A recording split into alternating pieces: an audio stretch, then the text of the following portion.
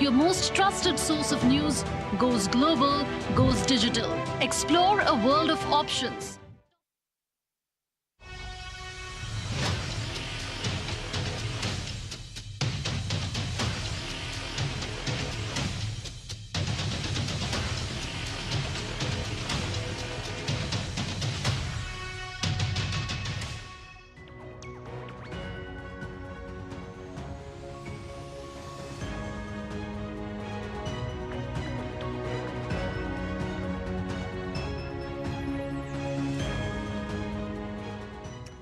नमस्कार, DD news पर आप दो टूक देख रहे हैं। मैं हूं अशोक श्रीवास्तव। 2024 के लोकसभा चुनावों में दलित वोट बैंक के लिए एक बहुत लंबी लड़ाई चली, एक बहुत खतरनाक लड़ाई चली। खतरनाक लड़ाई मैं इसलिए कह रहा हूं क्योंकि इस दलित वोट बैंक के लिए बाकायदा चुनाव में झूठ बोला गया। झूठ यह बोला गया कि अगर मोदी आएंगे तो आरक्षण खत्म हो जाएगा। आपको अच्छी तरह से याद होगा। और यह झूठ इतना चला कि जिसके कारण कांग्रेस और इंडी गठबंधन दलित वोटों में एक बड़ी सेंधमारी करने में कामयाब रही। यहां तक कि मायावती का जो दलित वोट था उत्तर प्रदेश में, वो भी खिसक कर इंडी गठबंधन के पास चला गया, बड़ी संख्या में गया। पहली बार ऐसा हुआ उत्तर प्रदेश में, हमने ये देखा। दलितों के हक की कोई बात करे, कोई पार्टी करे, यह बात अच्छी है, करनी चाहिए। आखिर जो समाज के सबसे निचले पायदान पे खड़े हैं, उनके हक की बात होनी ही चाहिए। लेकिन सवाल यह है कि क्या दलितों के हक की बात जो चुनावों में की गई थी, क्या वास्तव में वो जेन्युइन थी, या फिर सिर्फ वोट बैंक के लिए, वोट लेने के लिए झूठ बोला गया था? क्योंकि अगर आप दलितों के हितैषी हैं तो फिर ऐसा तो हो नहीं सकता कि आप चुनावों में तो दलितों के लिए बड़ी बड़ी बातें करें, वायदे करें, लेकिन चुनाव खत्म हो जाए तो दलितों के हक पर हकमारी करें। जब मैं कह रहा हूं कि दलितों के हक पर हकमारी, तो बहुत सोच समझ कर कह रहा हूं, आंकड़ों के साथ कह रहा हूं, तथ्यों के साथ कह रहा हूं। ऐसा मैं इसलिए कह रहा हूं क्योंकि कर्नाटक में, जहां कांग्रेस की सरकार है, सिद्धारमैया की सरकार है, कर्नाटक में सिद्धारमैया की सरकार, कांग्रेस की सरकार दलितों के हक पर डाका मार रही है। आप सोचेंगे कि डाका जैसे शब्द का मैं इस्तेमाल कर रहा हूं, ये स्ट्रांग वर्ड है, मुझे करना चाहिए, नहीं करना चाहिए, लेकिन ये तो दो टूक है। दो टूक में दो टूक बात होती है। अगर आप चुनाव के बाद अपना जो बजट जारी करेंगे, बजट आप बताएंगे और बजट में बताएंगे कि दलितों के लिए हम 30,000 35,000 करोड़ रुपए रख रहे हैं दलित आदिवासियों के लिए, लेकिन जब चुनाव नहीं होगा तो दलित आदिवासी के उसी हक में से 30%, 35%, 40% जो है वो हक मारी कर लेंगे, सिर्फ इसलिए क्योंकि आपने चुनावों में जो मुफ्त रेवड़ी के वादे किए थे वो आपको पूरे करने हैं।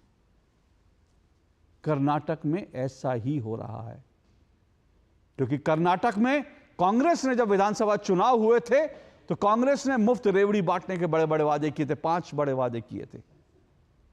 और जब इन वादों को पूरा करने का समय आया तो कर्नाटक सरकार के पास पैसे ही नहीं थे। पहले तो उसने कभी दूध पे पैसे बढ़ाए, कभी पेट्रोल पे बढ़ाए, और इस तरह से जो है अपनी मुफ्त की गारंटियां पूरी करने के लिए आम लोगों की जेबों में से ही पैसे निकाले। और इस बात को याद रखिए, मैं देश के तमाम वोटर से कह रहा हूं कि जब आप समझते हैं ना कि ये मुफ्त की रेवड़ी बट रही है, हमें मुफ्त की बिजली मिल रही है, मुफ्त का पानी मिल रहा है, ये मुफ्त का कुछ नहीं होता। एक जेब से निकाला जाता है, दूसरी जेब में डाला जाता है। जिस जेब से निकाला जाता है वो भी आम जनता की जेब होती है, जिस जेब में डाला जाता है वो भी आम जनता की जेब होती है। अक्सर तो कई लोगों को आप समझ लीजिए, कई आम लोगों के साथ ऐसा होता है, उसकी एक जेब से निकलता है, दूसरी जेब में डाल दिया जाता है, और जनता खुश हो जाती है कि क्या बढ़िया जो है उनको सौगात मिली है, मुफ्त की रेवड़ी मिली है।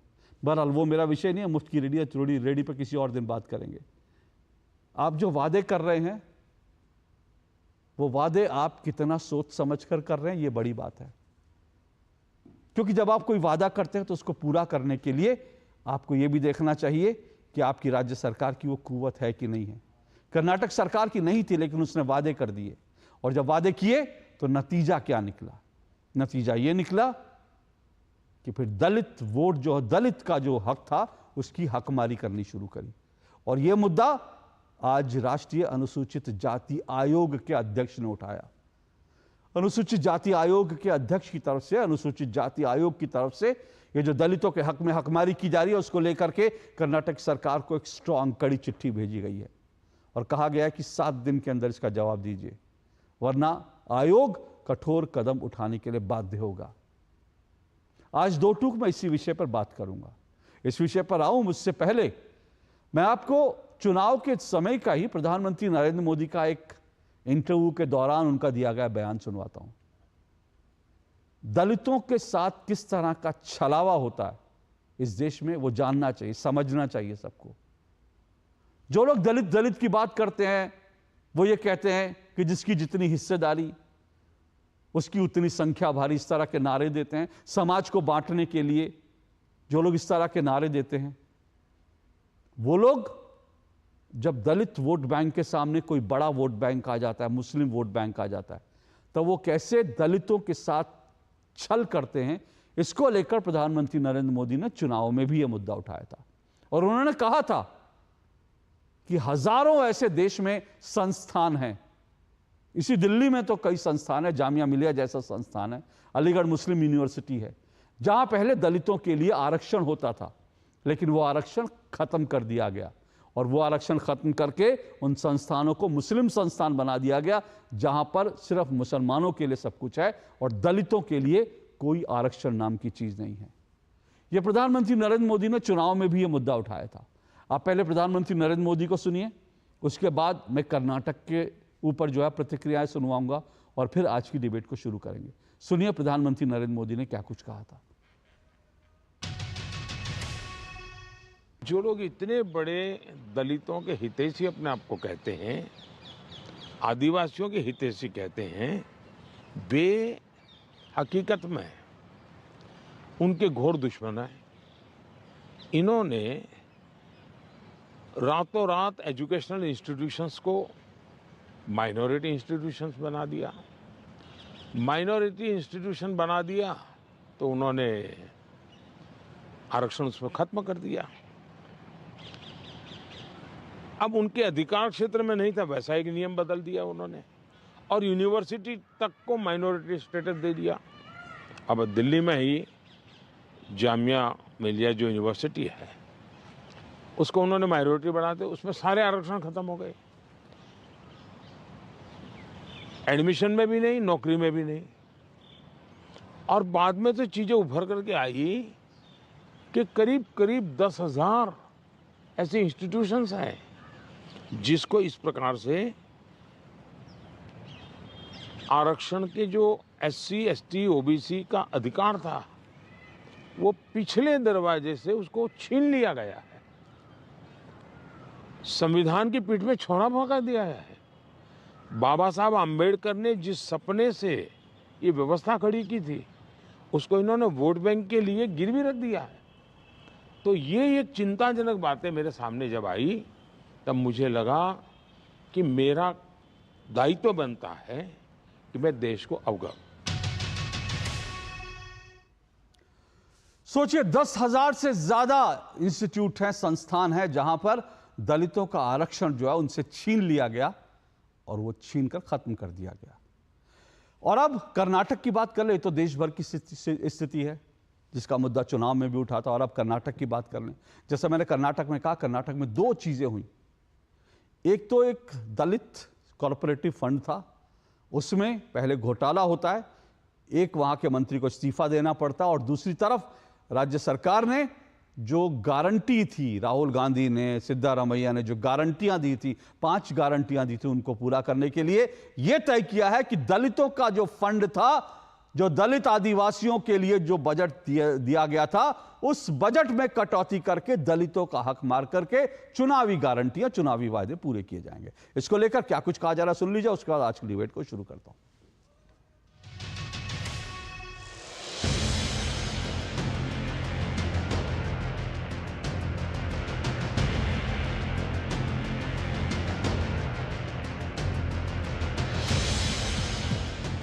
अनुसूचित जाति कल्याण हेतु जो फंड है उसका कर्नाटक सरकार ने दुरुपयोग किया है।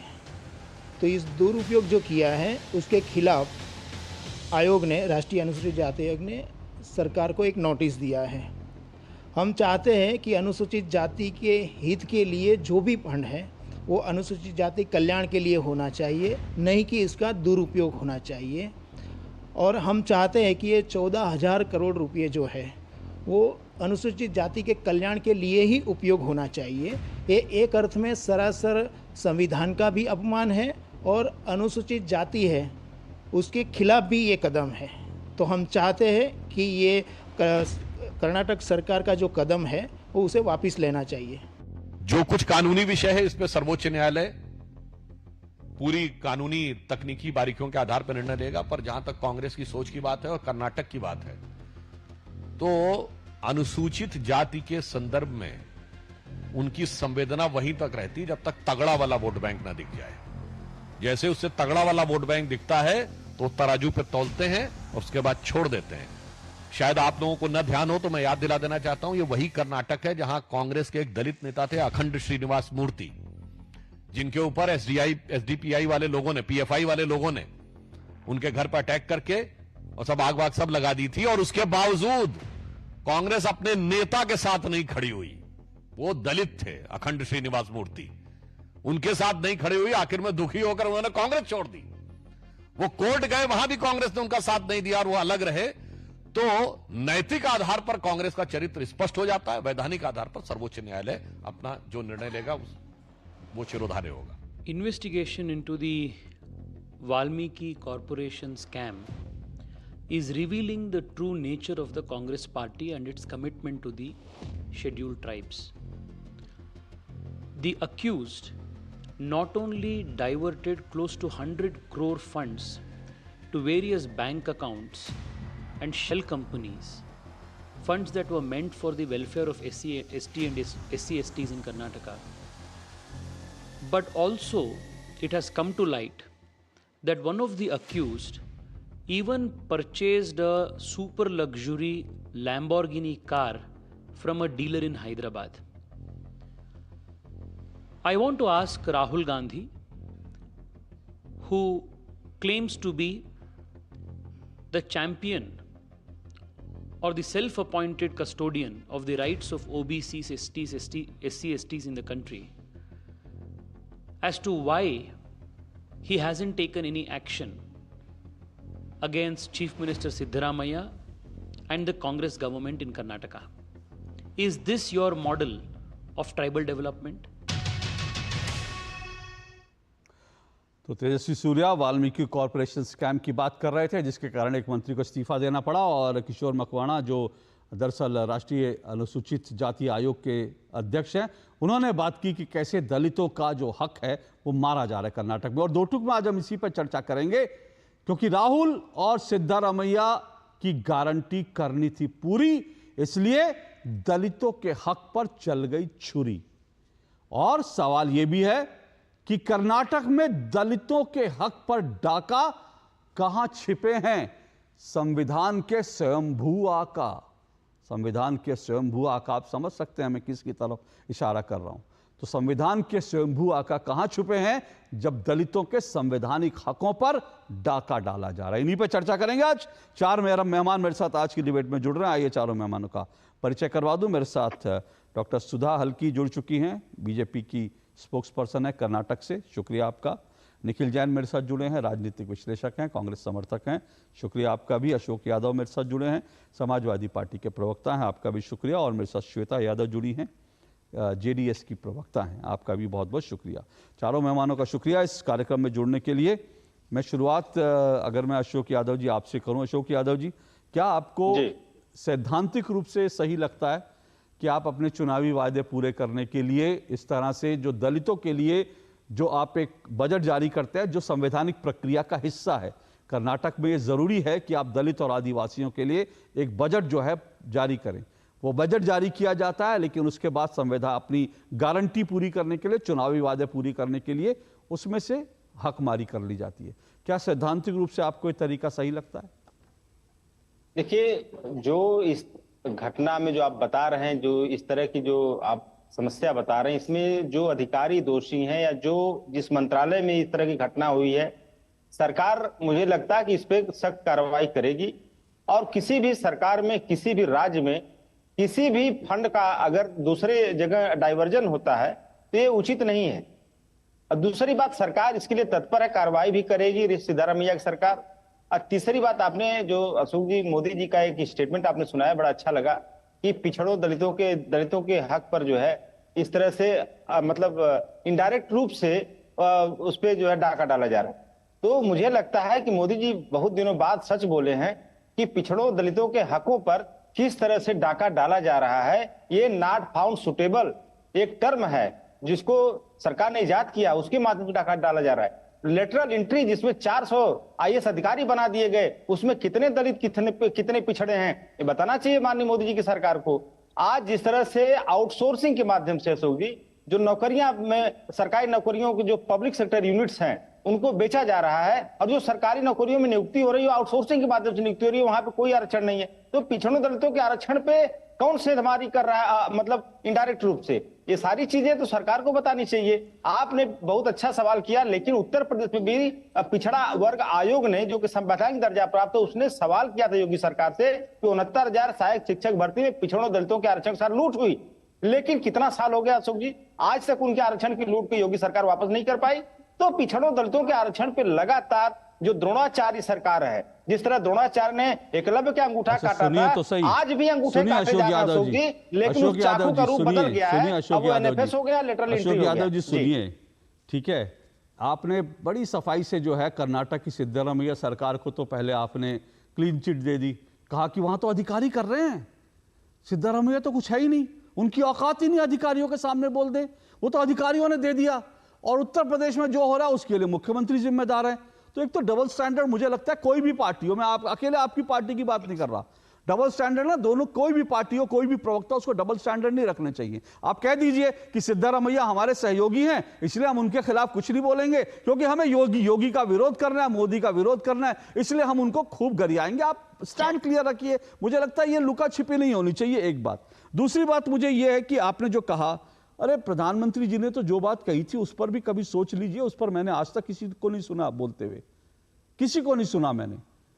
आज आप में से किसी ने, अगर आप उत्तर प्रदेश की बात कर रहे हैं तो अलीगढ़ मुस्लिम यूनिवर्सिटी तो उत्तर प्रदेश में ही है, डिमांड करिए ना कि वहां पे जो है दलितों के लिए वहां पर आरक्षण होना चाहिए। पहले तो था वहां आरक्षण, कांग्रेस ने खत्म कर दिया, उसके लिए कभी डिमांड कीजिए। आप तो इतनी डिमांड करते हैं उत्तर प्रदेश को लेकर, तो उत्तर प्रदेश में अलीगढ़ यूनिवर्सिटी को लेकर भी डिमांड कर दीजिए, और बाकी अगर है तो दिल्ली में भी कर दीजिए, जामिया में भी आरक्षण मिले। तो होता क्या है कि सुविधा के अनुसार जो राजनीति होती है वो करनी ठीक नहीं है। लेकिन आप जो कह रहे हैं कि वहां पे अधिकारियों ने कर दिया, सिद्धारमैया को तो कुछ पता ही नहीं था, बेचारे कितने बोले उनको पता ही नहीं, वो सरकार चला रहे हैं, उनके अधिकारी क्या कर रहे हैं उनको पता ही नहीं। तो मैं जरा सुधा जी से पूछ लेता हूं, डॉक्टर सुधा भाई, वो कह रहे हैं अधिकारियों ने कर दिया, सिद्धारमैया जी को नहीं पता क्या कर रहे हैं अधिकारी, उनके क्या कर रहे हैं, अधिकारी ताकतवर हैं, सिद्धारमैया जी तो इतने बोले हैं, उनको क्या मालूम अधिकारी लोग नीचे क्या कर रहे हैं। अशोक श्रीवास्तव जी, पहली चीज मैं ये बोलना चाहती हूँ कि इतिहास गवाह है, कौन हमारे ST/SC भाई बहनों के विरुद्ध थे। जवाहरलाल नेहरू से 60 साल पहले से आर्टिकल 370 जो इन्होंने इंप्लीमेंट किया कश्मीर में, वहां पे इन्होंने हमारे ST/SC भाई लोगों का आरक्षण छीन लिया था। 70 इयर्स लगा हमको, 60 साल लगा हमको उनको वापस उनका हक उनको देने के लिए। और उनका हक कौन वापस उनको दिलाए? ये हमारी मोदी जी की सरकार है। इतिहास गवाह है कि हमारे संविधान की कत्ल किसने किया है। 1975 में इंदिरा गांधी जी ने अपनी खुद की पॉलिटिकल इमेज रखने के लिए, अपनी पावर रखने के लिए उन्होंने इमरजेंसी लागू किया था, और इस तरह से उन्होंने कॉन्स्टिट्यूशन का कत्ल किया है। 21 मंथ्स तक उन्होंने कॉन्स्टिट्यूशन का कत्ल किया है, इनोसेंट लोगों को जेल में डाल के। और अभी जो उन्होंने जो बीज तब बोया है, अब अभी कांग्रेस सरकार कर्नाटक में इसका बाखूबी उसका मतलब जो भी इसका जो बीज लगाया था पूरा उसका बड़ा सा पेड़ बना के लगा दिए हैं। ये जो बोल रहे हैं कि ये फंड लेके हम लोग गारंटी के लिए दे रहे हैं, ये ऐसा है कि इसके टोपी उसके सर, उसके टोपी इसके सर बोल।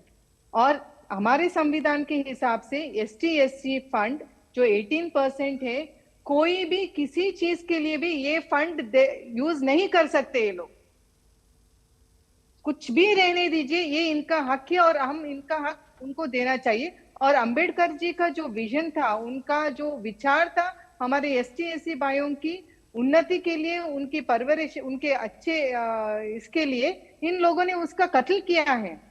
और मनमोहन सिंह कांग्रेस के जो है डॉक्टर सुधा आप जो कह रही हैं, सवाल वो है कि आप कह रही हैं कि नहीं कर सकते। ये तो 2023 में आ रहा हूं निखिल जी, ये तो 2023 में भी किया। 2023 में जो मेरे पास जो डेटा है, अगर मैं गलत हूं तो मुझे सही कीजिएगा, 2023 में 11,000 करोड़ दलितों के हक का 11,000 करोड़ अपना जो है वो चुनावी गारंटियों में लगा दिया। वो उनको तो आदत पड़ गई है। इसका मतलब आप विपक्ष में हैं, आप ठीक से दलितों की, आप विपक्ष में हैं, आप दलितों की आवाज ठीक से नहीं उठा पा रही हैं कि उनकी इतनी हिम्मत हो जाती है कि वो 2023 में 11,000 करोड़ रुपए और अब जो है 14-15 करोड़ रुपए दलितों का हक मार के जो है वो इधर उधर कर रहे हैं। तो उसमें तो आप लोग क्या कर रहे हैं? आप लोग विपक्ष की भूमिका में हैं, कम से कम आप लोगों को मजबूती से आवाज उठानी चाहिए। अशोक जी, हमारी जो विपक्ष की भूमिका है उसी की वजह से अभी CBI इंक्वायरी हो रही है। उसी की वजह से नागेंद्र जो मिनिस्टर थे उनकी रेजिग्नेशन लिया गया है। उसी की वजह से जो ST/SC फंड है, मैं लगभग ऑलमोस्ट 1 साल से ज्यादा मैं ST/SC फंड्स का जिक्र कर रही हूँ हर एक नेशनल लेवल टेलीविजन के ऊपर। लास्ट टाइम उन लोगों ने 12,000 करोड़ का ST/SC फंड्स यूज किया था। हर एक डिबेट में मैं इसका जिक्र कर रही हूँ और इसकी वजह से ये लाइमलाइट पे आया है कि वहां तक जाके ये लोग अपने जो अभी जो कंप्लेंट दिया है, उन्होंने हमारी आवाज की वजह से ये लोगों ने कंप्लेंट दिया है। और इनको किसने हक दिया है?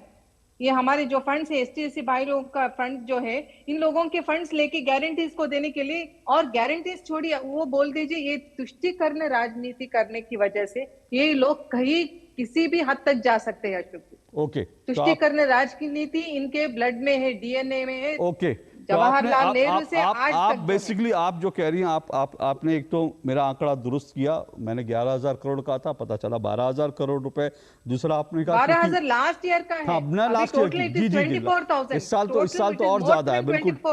हाँ, इस साल तो और भी ज्यादा है, 12,000 करोड़ रुपए पिछली बार का था। जो मेरे पास डेटा में 11,000 करोड़ रुपए था। एक तो आपने इसको सही किया।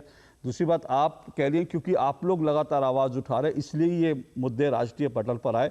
अच्छी बात है अगर आप लोग आवाज उठा रहे हैं तो ये क्योंकि जरूरी है। मुझे लगता है इस तरह से आप बजट में दे दो और उसके बाद कटौती कर लो, तो बजट में तो आप वही है ना, एक कहानी है कि आप जो है बजट में जो है उनको कैरेट दिखा दो कि कैरेट है, और उसके बाद जो है और एक चीज अशोक जी, हर एक की प्राइस इंक्रीज किया है, कीमत इंक्रीज किया है। इलेक्ट्रिसिटी से लेके, दूध से लेके, मैं आऊंगा उस पे भी आऊंगा, मैं उस पे भी आऊंगा। आज तो पानी के ऊपर भी इन लोगों ने प्राइस हाइक अच्छा किया है। मैं उस पे भी आऊंगा। इसका मैंने जिक्र किया शुरू में क्योंकि गारंटी पूरी करनी थी, इसलिए जो है उस पे पैसे, मैं उस पे भी आऊंगा।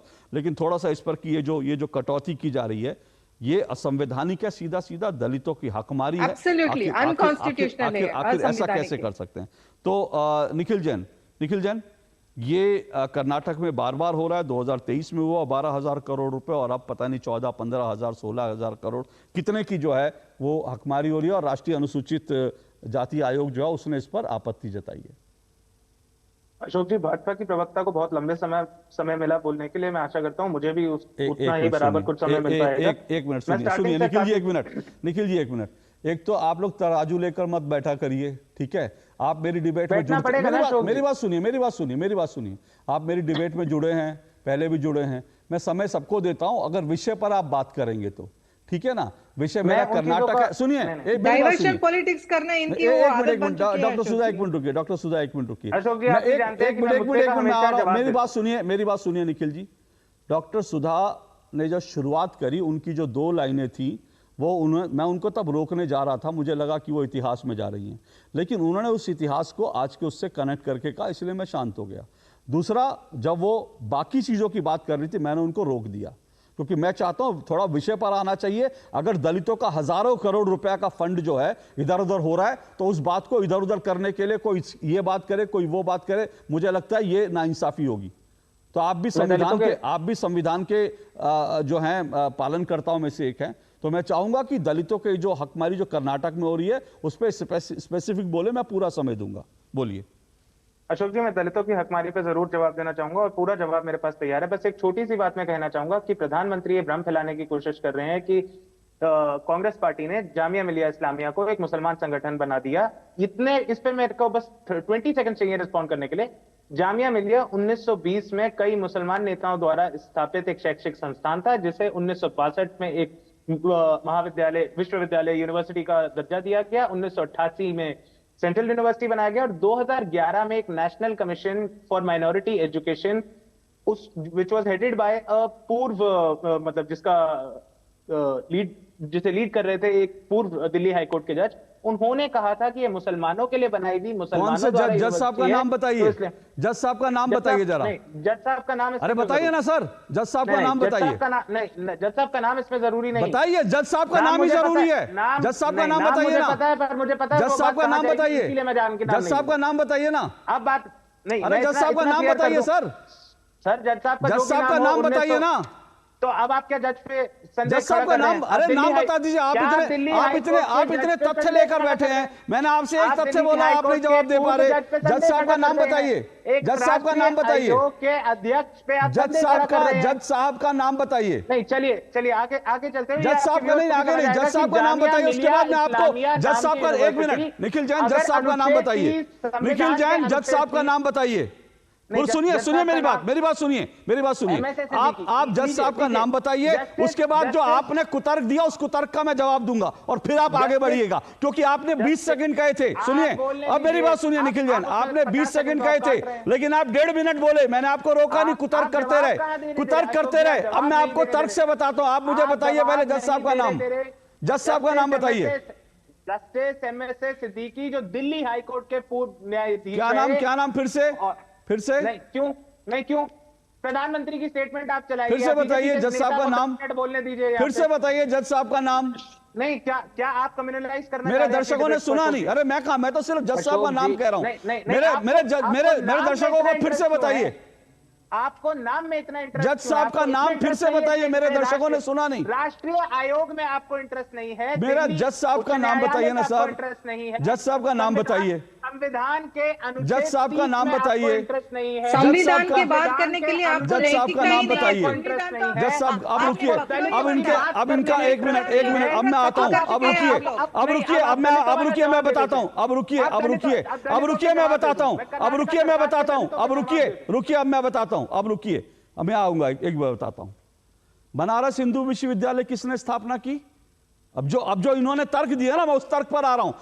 मैं नहीं जाना चाहता था, मैं पहले कर्नाटक की बात करना चाहता था। इन्होंने 20 सेकंड मांगे, मैंने इनको पूरा 1.5 मिनट दिया और 1.5 मिनट में इन्होंने जस्टिफाई कर दिया कि अगर अलीगढ़ मुस्लिम यूनिवर्सिटी में दलितों को उनका आरक्षण नहीं मिल रहा तो ये सही है, क्योंकि एक जज साहब ने कहा था। वो जज साहब कौन थे, उनका नाम आपने सुन लिया होगा। अब मैं आपको बताता हूं। बनारस हिंदू, अब रुकिए एक मिनट, रुकिए।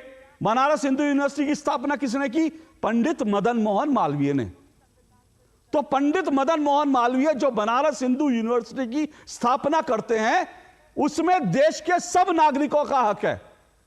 लेकिन अलीगढ़ मुस्लिम यूनिवर्सिटी की स्थापना क्योंकि एक मुस्लिम ने की, इसलिए उसमें मुस्लिम ही होंगे, इसलिए उसमें दलितों को अधिकार नहीं मिलेगा, यह तर्क दिया जा रहा है। और अब मैं यह भी बता दूं आपको, यह जो अलीगढ़ मुस्लिम यूनिवर्सिटी बनी है ना, इसकी जमीन जो है, ये जिस जमीन पे खड़ी है, वो जमीन एक जाट महाराजा ने दी थी। तो जो जमीन जाट महाराजा देंगे, जिसको मुस्लिम बना देगा, इसलिए वहां दलितों को कोई हक नहीं मिलेगा। लेकिन अलीगढ़ मुस्लिम यूनिवर्सिटी तो उस पर जो है सबका हक होगा, क्योंकि वो तो देश की है। मैं यही कह रहा हूं, मैं इसी पॉइंट पर मैं नहीं चाहता था, लेकिन निखिल जैन चाहते थे इस मुद्दे को। तो इस मुद्दे को जज साहब का नाम आप बता चुके हैं कि क्योंकि फलाना जज साहब ने कहा, इसलिए जो है वहां पर दलितों का कोई हक नहीं होगा। एक जज इनके लिए संविधान से बड़ा हो जाते हैं। संविधान कहता है दलितों को आरक्षण मिलना चाहिए, लेकिन एक जज साहब ने और मुस्लिम जज साहब ने कह दिया, इसलिए वहां दलितों को आरक्षण नहीं मिलेगा। ये इनके तर्क होते हैं। एक छोटा सा ब्रेक ले रहा हूं, ब्रेक के बाद आता हूं, इस डिबेट को आगे बढ़ाऊंगा और कर्नाटक पर आऊंगा निखिल जैन। बाकी अलीगढ़ मुस्लिम यूनिवर्सिटी छोड़ दीजिए, ठीक है? कर्नाटक पे आऊंगा, मैंने आपको कहा था। कुतर्क करेंगे तो कुतर्क का जवाब भी दूंगा मैं। इस ब्रेक के बाद आ रहा हूं मैं। दादी के हाथों का जादू और खुशबू से महकता घर। MDH गरम मसाला, असली मसालों से भरा हूँ मैं, क्योंकि हर रिश्ता है स्वाद से जुड़ा। अरे क्या हो गया, पूरा का पूरा गांव यहाँ आ गया। भैया इसी हाथ से चारा खिलाते हो, तभी तो आपके गाय भैंसों की ब्याज सबसे ज्यादा है। पगले, ये चमत्कार इस हाथ का नहीं, हाथ में जो कपिला पशु आहार है उसका है, जो पशुओं की सेहत अच्छी रखता है और ब्याज भी बढ़ाता है। कपिला, देश का नंबर 1 पशु आहार। बात जब पीढ़ियों के लिए बनने वाले घर की हो तो जिम्मेदारी बड़ी हो जाती है। गैलेंट समझता है ये जिम्मेदारी। अब डबल M रिब्स के साथ गैलेंट एडवांस TMT रीबार, निर्माण का रियल हीरो। Got it. सोचिए, अगर असल जिंदगी में ऐसी हालत हो तो कितनी मुश्किलें होती हैं, लेकिन शुक्र है बैंकिंग के लिए नहीं। अगर आपकी उम्र 70 साल से अधिक हो या आप दिव्यांग हो तो बैंक आपको कुछ जरूरी बैंकिंग सुविधाएं घर बैठे बैठे दे सकता है। RBI कहता है जानकार बनिए, सतर्क रहिए।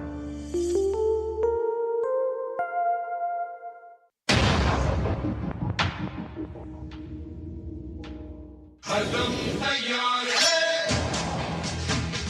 बिल्कुल तैयार है,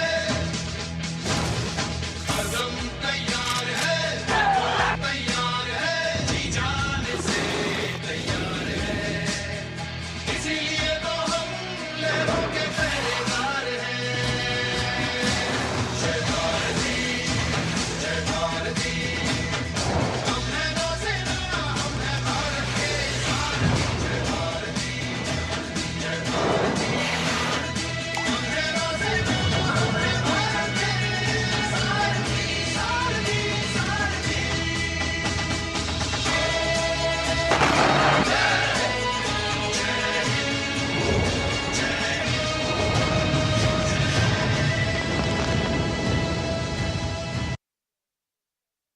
अगर छोले बने तो गोल्डी छोले, गोल्डी छोले मसाले, जहाँ जाएं रिश्ते बनाएं। जहाँ जाए रिश्ते बनाए, गोल्डी मसाले। दो टूक आप देख रहे हैं। दो टूक में आज हम कर्नाटक में जिस तरह से दलितों की हकमारी हो रही है उसी पर चर्चा कर रहे हैं। कर्नाटक में दलितों के लिए जो एक बजट जारी किया था कर्नाटक सरकार ने, कर्नाटक की कांग्रेस सरकार ने, अब उसी बजट में से हकमारी की जा रही है। क्योंकि कर्नाटक में राहुल गांधी और सिद्धारमैया ने जो बड़े बड़े वादे किए थे चुनाव में, उन वादों को पूरा करना है। उन वादों को पूरा करने के लिए पैसे नहीं हैं, तो फिर पैसे कहाँ से आएंगे? पैसे ऐसे आएंगे कि उसमें दलितों का जो बजट था उसमें कैंची मार दी है कि दलितों का बजट ले लो और उससे जो है चुनावी वादे पूरे करो। ऐसा 2023 में भी किया गया था। करीब 12,000 करोड़ रुपए दलितों का हक लेकर उससे चुनावी वादे पूरे करने गए थे। अब इसको लेकर के जो सेंधमारी हुई थी, इसको लेकर के बाकायदा जो राष्ट्रीय अनुसूचित जाति आयोग है उसने कर्नाटक सरकार को चिट्ठी लिखी है और कहा है कि ये पूरी तरह से असंवैधानिक है और इस तरह से आप नहीं कर सकते, और 7 दिन के अंदर जवाब मांगा। इसी पर हम बात कर रहे हैं कि आखिर इस तरह से दलितों के हक में ये सेंधमारी, ये हकमारी आखिर क्यों हो रही है कर्नाटक में। मेरे साथ 4 मेहमान जुड़े हुए हैं। डॉक्टर सुधा हल्काई जुड़ी हुई है, बीजेपी की प्रवक्ता है। निखिल जैन जुड़े हैं, राजनीतिक विश्लेषक हैं, कांग्रेस के समर्थक हैं। अशोक यादव जी मेरे साथ जुड़े हैं, समाजवादी पार्टी के प्रवक्ता हैं। श्वेता यादव मेरे साथ जुड़ी हैं, कर्नाटक JDS की प्रवक्ता हैं। बोलिए निखिल जैन जी, कर्नाटक पर हम आ जाते हैं। हाँ जी, कर्नाटक की बात करते हुए सिंपल सी बात यह है कि अगर कर्नाटक की दलित महिलाओं के घरों में 200 यूनिट बिजली देना, निशुल्क बिजली देना, दलित युवकों को बेरोजगारी भत्ता देना, दलित गृहिणियों को 2000 प्रति माह का भत्ता देना, दलित महिलाओं को निशुल्क बस राइड देना और दलित घरों में 10 किलो निशुल्क अनाज देना, ये असंवैधानिक है। तो मुझे नहीं पता कि जो राष्ट्रीय आयोग है अनुसूचित जनजातियों का, उनके लिए संवैधानिक क्या होता है। बात यह है कि आप, एक और चीज मैं आपके दर्शकों को पॉइंट आउट करना चाहूंगा कि किस तरीके से आयोगों का जो मूल रूप से स्वतंत्र माने जाते हैं, उनका राजनीतिकरण हो रहा है कि वो ये नहीं कह रहे कि ये जो पैसा है दलितों के लिए वो किसी और स्कीम में डाइवर्ट करा गया, किसी और इनके कहने को क्या मतलब है? मैं सबको मौका दूंगा, मैं जान रहा हूं। एक मिनट श्वेता जी, एक मिनट निखिल जी, ये जो आपने बातें करी 200 यूनिट दलितों के पास जा रहा है, मैं आपसे जानना चाहता हूं कि अब जरा थोड़ा सा क्लैरिफाई करके इस बात को चलते हैं। आपने कहा 200 यूनिट दलितों के, क्या ये दलितों के ही घर जा रहा है कि ये इसमें सब लोग शामिल है, क्योंकि चुनावी वादा जो कांग्रेस ने किया था वो सबके लिए किया था, उसमें दलित भी हैं और बाकी भी हैं, कि सिर्फ दलितों के लिए चुनावी वादा पूरा हो रहा है? ये जरा मुझे क्लैरिफाई कीजिए। नहीं, ये चुनावी वादा सबके लिए पूरा हो रहा है कि, लेकिन दलितों के लिए जो हो रहा है वो दलितों के लिए जो सरकार ने बजट निकाल के रखा है इसलिए हो रहा है। निखिल जी एक मिनट, मतलब जो 200 यूनिट फ्री, एक मिनट डॉक्टर सुधा, जो 200 यूनिट फ्री बिजली है, एक मिनट, जो 200 यूनिट फ्री बिजली है वो दलितों के पास भी जा रहा है, वो ब्राह्मणों के पास भी जा रहा है, वो जैन के पास भी जा रहा है, बनिए के पास भी जा रहा है। यही आप कहना चाह रहे हैं ना, है ना? वो सबके पास जा रहा है ना, क्योंकि चुनावी वादे में तो ये नहीं कहा था कि दलितों को 200 यूनिट बिजली देंगे, वो कहा था सबको देंगे, है ना? तो क्या भाजपा ये चाहती है कि कर्नाटका की कांग्रेस सरकार एक संप्रदाय विशिष्ट को 200 यूनिट बिजली दे और दूसरों को ना दे?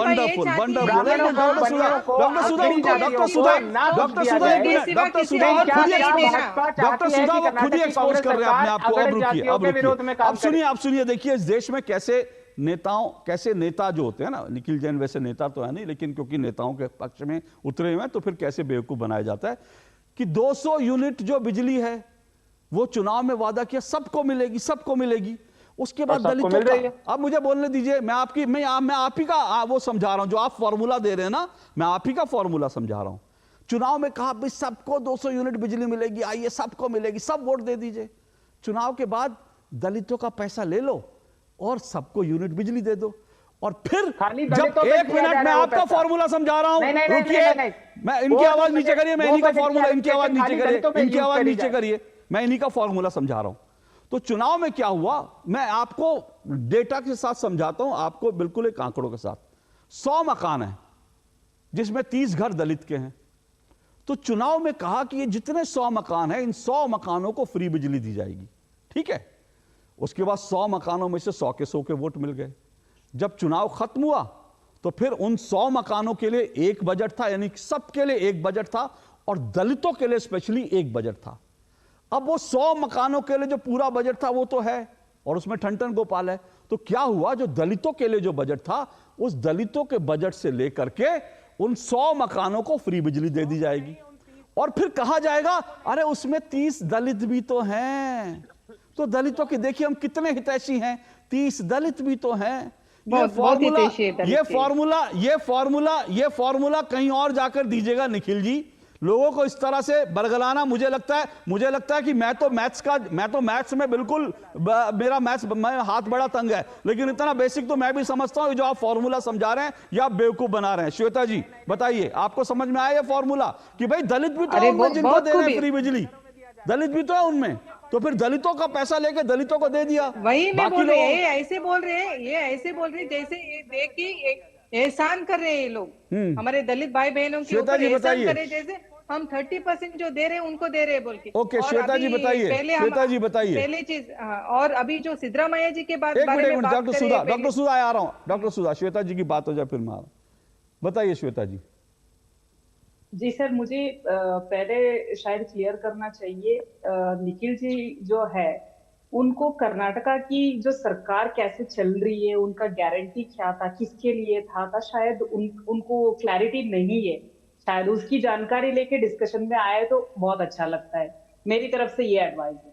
और एक और बहुत इंपॉर्टेंट बात है यहाँ पे, जो सरकार चल रही है कर्नाटका में, उसके लिए मैं विषाद व्यक्त करना चाहती हूँ, क्योंकि ये जो निखिल जी है, जो कर्नाटका का सरकार जो चल रहा है, कांग्रेस सरकार, उसकी फेवर में बात कर रहे हैं। यहाँ पे ना भाजपा हो, जेडीएस हो, जो एसपी पार्टी हो, कोई भी पार्टी हो, उसकी बात नहीं हो रही है। यहाँ एससी दलितों की बात हो रही है। दलित विरोधी जो सरकार कांग्रेस चला रही है इधर कर्नाटका में, उसको हमको सब मिलके एकजुट होके उसके लिए आवाज उठाना पड़ेगा, ना इसकी तरफदारी करनी चाहिए, सबसे पहली बात। एक और बात है, जो अखंड श्रीनिवास मूर्ति जो एक दलित है, उनके घर में आग लगाई गई थी, तब बहुत सारे मुस्लिम जो लोग थे उनको सिद्धरामैया की सरकार जो थी उस टाइम उन्होंने छुड़वाया, उसके ऊपर एक केस भी लगाने नहीं दिया। तो इसका क्या मतलब है, तो वो सब जानते। एक और बात है, यहाँ की अभी हाल ही मिनिस्टर जो है एचसी महादेवप्पा जी, वो एससी बिलोंग करते, सिर्फ वो एससे बिलोंग करते, ये नाम के लिए नहीं होना चाहिए। तो आप अपनी जात के लिए भी खड़े होना चाहिए ना। तो सिद्धरामैया जी को तो नहीं बोल पा रहे, तो मिनिस्टर बन के क्या करेंगे? अपनी जात के लिए खड़े होके आप लड़ नहीं पा रहे हो, तो फिर तो इस्तीफा देके घर जाइए। नहीं श्वेता जी, मुझे एक बात तो समझाइए ना। श्वेता जी मुझे एक बात समझाइए ना, जो निखिल जी ने, मैं स्पेसिफिक निखिल जी ने जो एक फॉर्मूला दिया, वो कह रहे हैं कि भाई 100 मकानों में बिजली फ्री मिल रही है, तो उसमें दलित भी हैं, इसलिए जो है वो जो अनुसूचित जाति आयोग है वो अननेसेसरी केवल दलितों पे प्रयोग करा जा रहा है। सर मेरी तरफ से इसके लिए क्लैरिटी है। दलित घरों में जा सर प्लीज, ये मेरा टाइम है, प्लीज लेट मी कंप्लीट। मैं आपके सबकी टाइम में मैं बोली नहीं हूं, तो फिर मेरा एक सुन लीजिए। निखिल सर का ये जो फार्मूला है ना, तो उसके लिए मैं एक बात बोलूं तो कर्नाटका में अन्य जातियों का भी निगम है, उसकी फंड्स क्यों डाइवर्ट नहीं हो रहा है गारंटी के लिए? सिर्फ दलितों का फंड क्यों डाइवर्ट हो रहा है? क्यों 100 लोगों में दूसरे लोग की निगमों की लोग नहीं है? ब्राह्मण की है, लिंगायत की है, वक्कलिगा जो मेजर कम्युनिटी कर्नाटका में जो है वक्कलिगा है, लिंगायत जो है। जो अल्पसंख्यक जो लोग हैं, मुसलमान भाइयों का निगम है, उनका क्यों यूज नहीं कर रहा है ये लोग? हाँ, ये पॉइंट आपने इम्पोर्टेंट दिया। उनके लिए तो मुसलमानों के जो निगम के लिए उनके ज्यादातर फंड्स उनको दिया जा रहा है। अभी एक और बात है, हमारे यहाँ पे एक कहावत होती है, बच्ची को चिमटी भी काटनी है और ऊपर से लोरी भी सुना के, ऐसे ऐसे गाना सुना के भी सुलाना भी है। ऐसे सिद्धरामैया की सरकार कर रहे हैं। क्यों? इस बात का क्या है, तो 39,000 करोड़ जो दलितों के लिए अलॉट करते, सबसे पहले बात, उसमें से चुपके से 14,500 करोड़ जो है वो चुपके से निकाल देते, गारंटी के लिए डाइवर्ट करते। गारंटी किसने बनाई? कांग्रेस सरकार के कार्यक्रम है वो। तो आप कैसे उसके लिए पैसा एडजस्ट करते? ये आपकी देखभाल करना है। तो ये सरकार कैसे चलती है, वो अपना खजाना खाली करके सब अपने गारंटियों में डाइवर्ट करे, ये गलत बात है सर। सच्ची में ये नेशनल कमीशन जो बताई है, वो 7 दिन में जो लिख के भेजा है नोटिस, उसके लिए सिद्धरामैया का सरकार शायद मेरे को लगता है वो जवाब नहीं दे पाएंगे। ओके डॉक्टर सुधा, आपके पास भी, अशोक यादव जी आपके पास भी आऊंगा। निखिल जैन से जल्दी से एक छोटा सा रिबटल। उन्होंने एक बहुत इंपॉर्टेंट पॉइंट जो मेरी भी जानकारी में नहीं था और मुझे लगता है ये इंपॉर्टेंट बिंदु है। अगर आप कह रहे हैं कि भाई वो तो दलितों को भी फ्री का बिजली जा रही है, तो भाई फ्री की बिजली तो अल्पसंख्यकों के लिए भी जा रही है, तो अल्पसंख्यकों के लिए जो वक्फ बोर्ड का कोटा है उसमें से दे दे पैसा, दलितों के हक में से क्यों पैसा दिया? अल्पसंख्यक में से कटौती कर लेते, दलितों के हक में से कटौती क्यों करी? अशोक जी, पहली बात तो मैं ये क्लियर कर दूं, मैं ये नहीं कह रहा था कि दलितों के बजट से लेकर वो 100 के 100 मकानों को मुफ्त बिजली दी जाएगी। मैं ये कह रहा था कि दलितों के बजट में से 30 दलित मकानों को बिजली दी जाएगी। मैंने ये कभी नहीं कहा कि दलितों के बजट से पैसे निखिल जी चुनावी गारंटी सिर्फ दलितों के लिए नहीं थी। अब आप कंफ्यूज मत कीजिए, चुनावी गारंटी सिर्फ दलितों के लिए नहीं थी। अगर आप चुनावी गारंटी पूरी करने के लिए कोई पैसा निकाल रहे हैं तो उसमें आप सिर्फ दलितों के लिए कोई आसान नहीं कर रहे हैं, वो आपने सबके लिए सबसे वो किया था वादा, इसलिए कंफ्यूज ना करिए। सुनिए मेरी बात, आप एक मिनट। निखिल जैन आपकी एक थ्योरी फ्लॉप हो गई, तो अब आप दूसरी थ्योरी मत लाइए। पहली थ्योरी को प्रूव करने के लिए एक बात कही है जो मुझे श्वेता जी ने कहा, उन्होंने सही कहा। अब आप मुझे बताइए ना, अगर चुनावी गारंटी पूरी करने के लिए आप कह रहे हैं कि दलित भी तो है उनमें, पहली बात तो राज्य सरकार की नीति कही है, ऐसे चुनावी गारंटी नहीं कही है। दूसरी बात, जब आप कहते हैं कांग्रेस ने ये चुनावी गारंटी करी थी,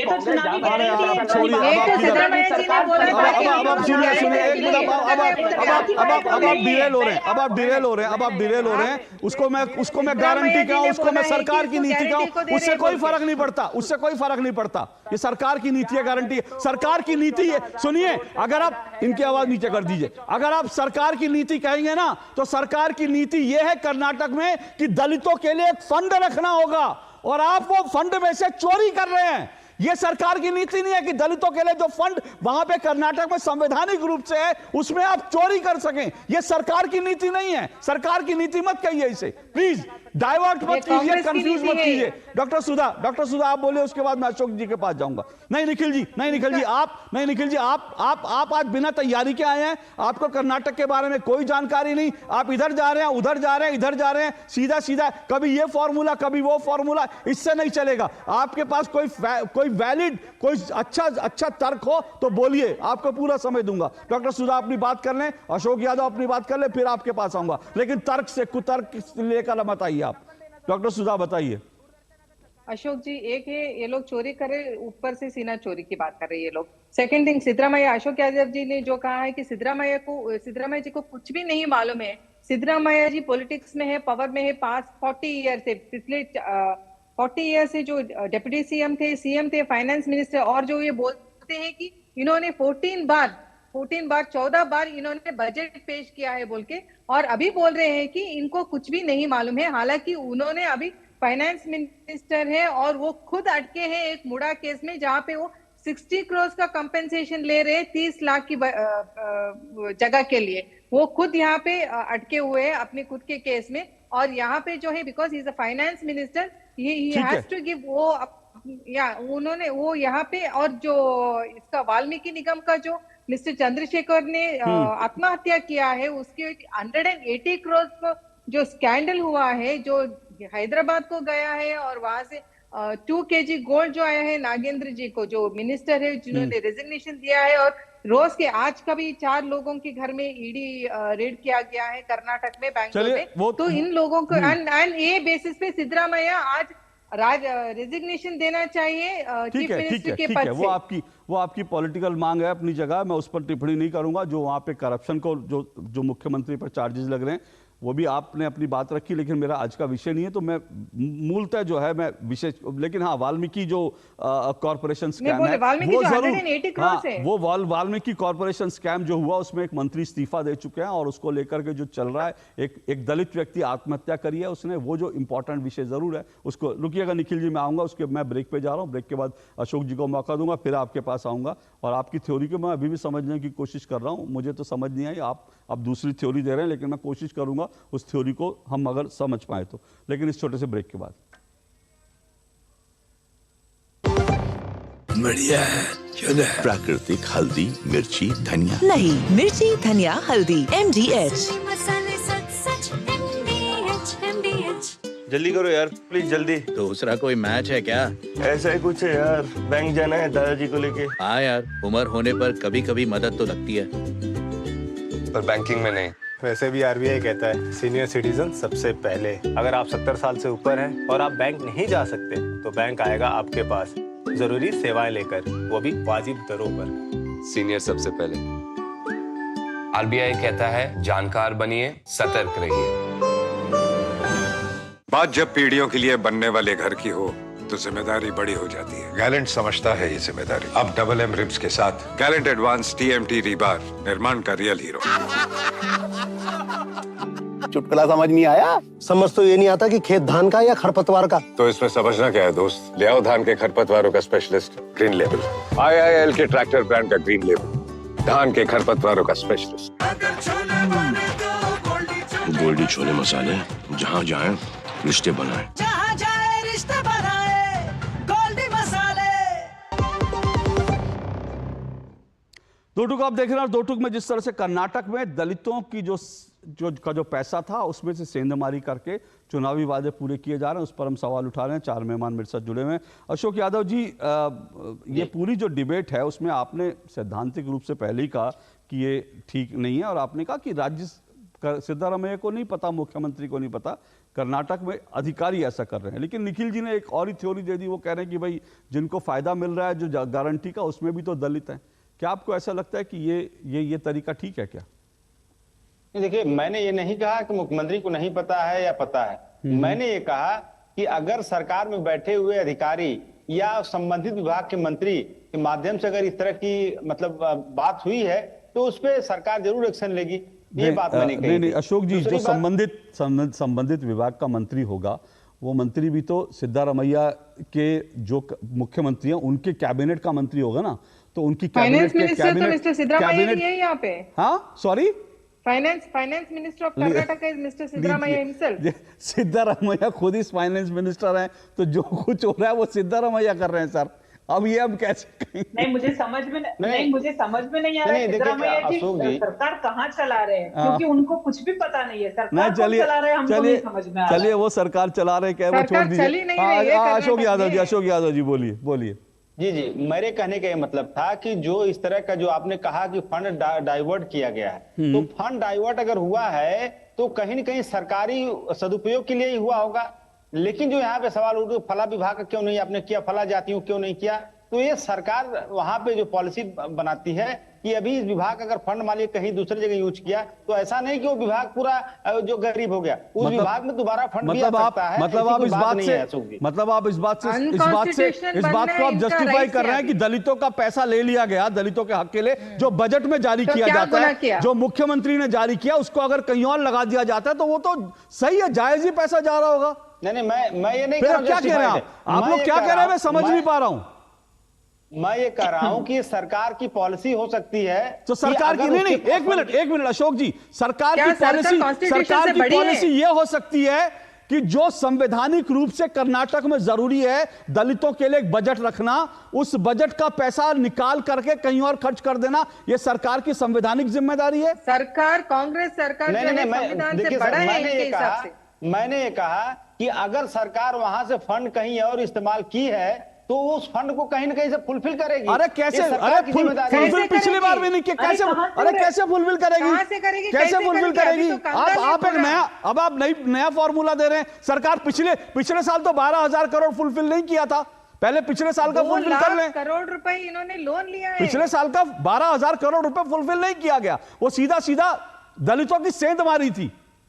देखिए सर, अशोक सर, मैंने बड़ा अच्छा लगा कम से कम आज दलितों की बात हो रही है, लेकिन अगर मोदी जी की सरकार में इतना दलित प्रेम है, सर एक मिनट दलित प्रेम है अपने ऑफिस में, पीएमओ में, अब सर पीएमओ पे, ओके, अब हो गया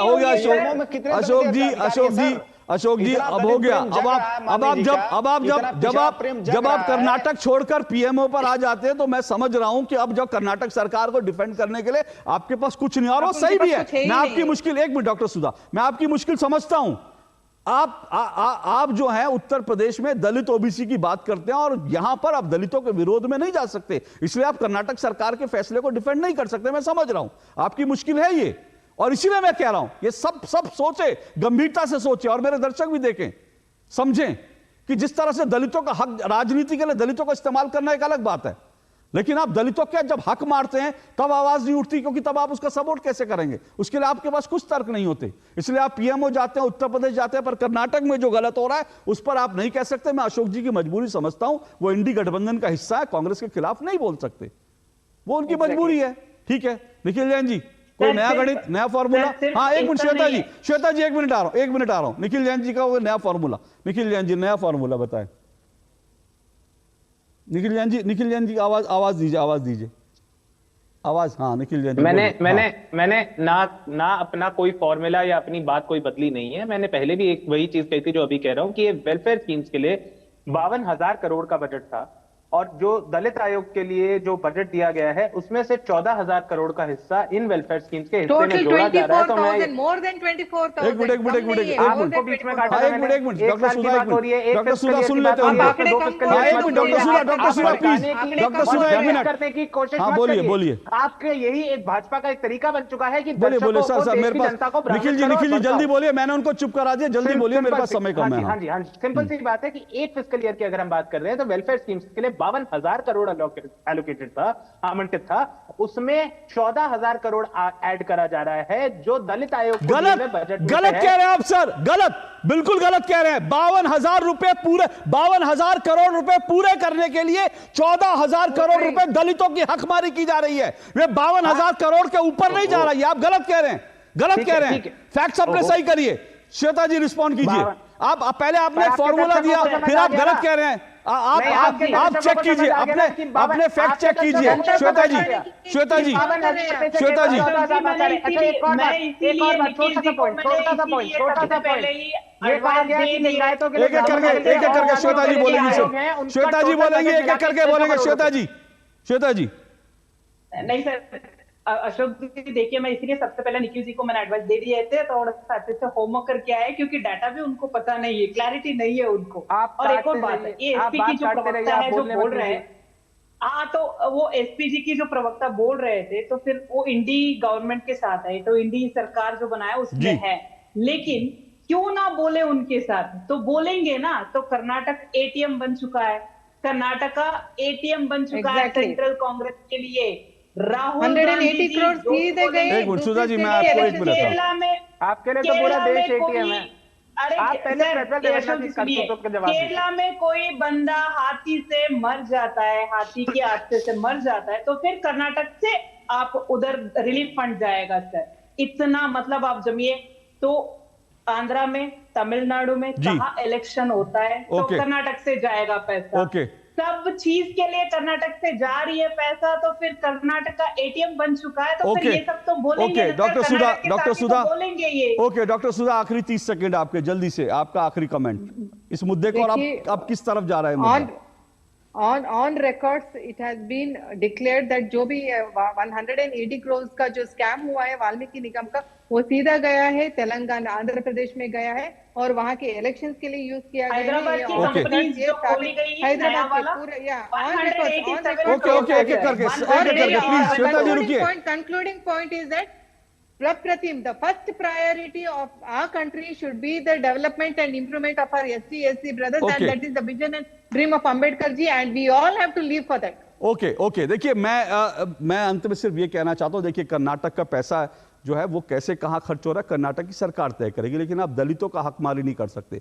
मैं एक मुद्दा और उठा सकता था, मैं इस डिबेट को जो मुझ पर शुरू में आरोप लगा ना कम्युनलाइज करने का, मैं ये भी कह सकता था कर्नाटक में जो ईसाई संस्थाओं को, मुस्लिम संस्थाओं को जो अपने चर्च और मस्जिद ठीक करने के लिए पैसा दिया जा रहा है, वो 400 करोड़ रुपया मंदिरों से उगाही करके दिया जा रहा है। जो मंदिरों से पैसा कमाया गया वो चर्चों को और मस्जिदों को दिया जा रहा है। लेकिन मैं इस विषय पे नहीं आया, मेरे विषय वही है कि अगर आप दलितों का पैसे की हकमारी कर रहे हैं और देश में दलितों के, गरीबों के मसीहा बन रहे हैं, तो ये डबल स्टैंडर्ड नहीं बन हो सकते। अगर आप संविधान के मसीहा बन रहे हैं, संविधान की लाल डायरी लेकर चल रहे हैं, लेकिन आप कर्नाटक में संविधान की धज्जियां उड़ा रहे हैं दलितों का हक मारी करके, तो ये दोनों चीजें नहीं चल सकती। आज के लिए इतना ही, कल आपसे मुलाकात होगी, इजाजत दीजिए, नमस्कार।